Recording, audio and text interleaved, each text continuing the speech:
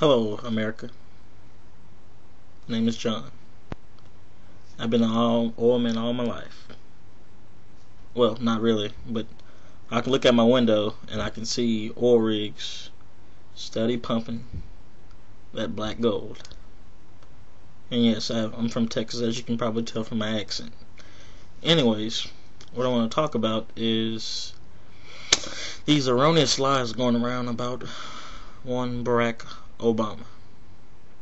And the lie is that Sarah Palin has more experience than Obama, and she has better energy experience. Okay, first we're going to tackle the energy claim that she always erroneously puts out, that Alaska supplies 20%. Let me quote this exactly. She always says that Alaska supplies 20% of U.S. energy. Not true, not even close. And I'm going to read you some facts from an independent source. And this is from the U.S. Energy Information Administration, which is run by Republicans. Okay? Okay. Palin claims that Alaska produces nearly 20% of U.S. domestic supply of energy. Not true. Alaska did produce 14% of all oil from the U.S. wells last year.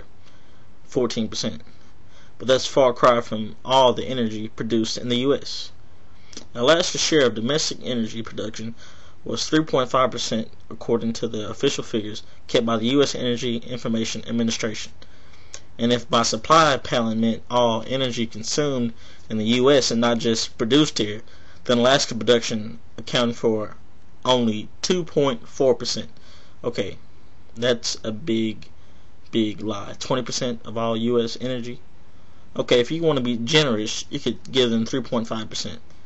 Alaska's share of domestic energy production. And this is from an independent source, and you all can look this up.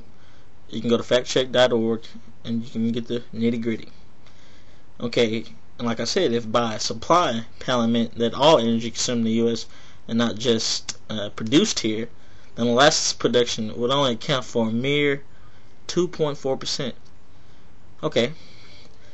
And Palin, she peddled the same lie in an interview she gave with Charlie Gibson, who Charlie Gibson, quite frankly, spanked her ass. And he was being pretty fair. And I watched O'Reilly yesterday, and some of these ignorant neocon conservatives were calling in and saying how wrong Charlie Gibson was and how demeaning he was to Palin, how he wouldn't let her speak. Well, as you can recall, in the last debate that Barack Obama had with Hillary Clinton, it was one Charlie Gibson and George Stephanopoulos who got bashed they got bashed badly for the interview the questions how they moderated that debate with Barack Obama. It wasn't about any of the issues. It was more about these gotcha questions, which he was considerably much more journalistic in his moderating questioning of Palin. He asked her about her policy positions, facts, and I hear this lie is going around that Sarah Palin has some kind of foreign policy experience. Joke. Her foreign policy experience is, check this out, is that she can look out her window and she can see Russia. Well, I can look out my window and see the moon at night, but does that make me an astronaut? I think not. But what really bothers me is that all the lies that the McCain campaign just peddles and peddles and peddles, thinking the American people are stupid. And I think what Barack Obama needs to do, which I hate when people say that, like, as if this race was guaranteed for him, which in itself is pretty elitist to think it was, seeing this is the first African American who has some legitimate chance of winning the presidency in face of all of the past and present racial prejudices that this country still has and has had in the past. Okay? Here, Barack Obama plan is simply what he needs to do is, instead of thinking that the choice that Americans have is just some simple academic one, which many of you who are on the blogospheres and YouTube and stuff, so most of us, we do have some kind of academic understanding of these things, and he is proposing some academic reasoning to us that the American people will want to vote on the issues. Barack Obama, I have news for you. I'm your supporter. I'm one of your foot soldiers. But morale is pretty low right now.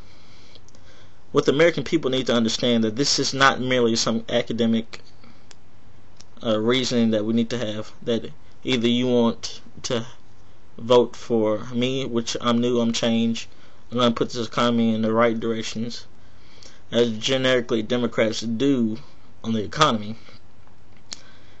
But instead of just saying that McCain represents more of the same, it's much more deeper than that.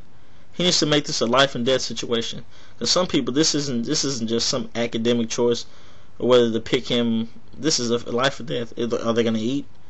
Medicaid, Medicare, food stamps.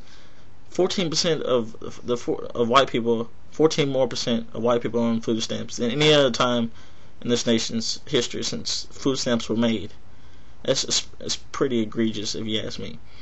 People aren't as proud as they pretend to be, especially these social conservatives, about pull up by your own bootstraps, as Barack Obama always eloquently recites. How you gonna pull up by your bootstraps? What if you don't have any boots?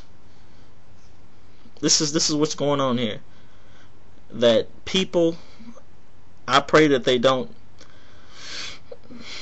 harbor these racial prejudices to vote against their own economic principles. This country is headed in the wrong direction. We're going down, and America is standing, and the world's standing. The morale is low of the American people. We're fighting a ridiculous war in Iraq, which should have never been waged. There was never weapons of mass destruction, which was the premise for going into the war. It's just pretty egregious. And I think what Barack Obama needs to do is remind the citizens, that this is more than some academic decision. This is a life or death situation for people who are dying every day because they don't have a job where they can have medical insurance. Some jobs don't even cover you with medical insurance. They can't afford to. Inflation is high. The dollar's not what it used to be. And this is what he needs to remind the American people of. And thank you.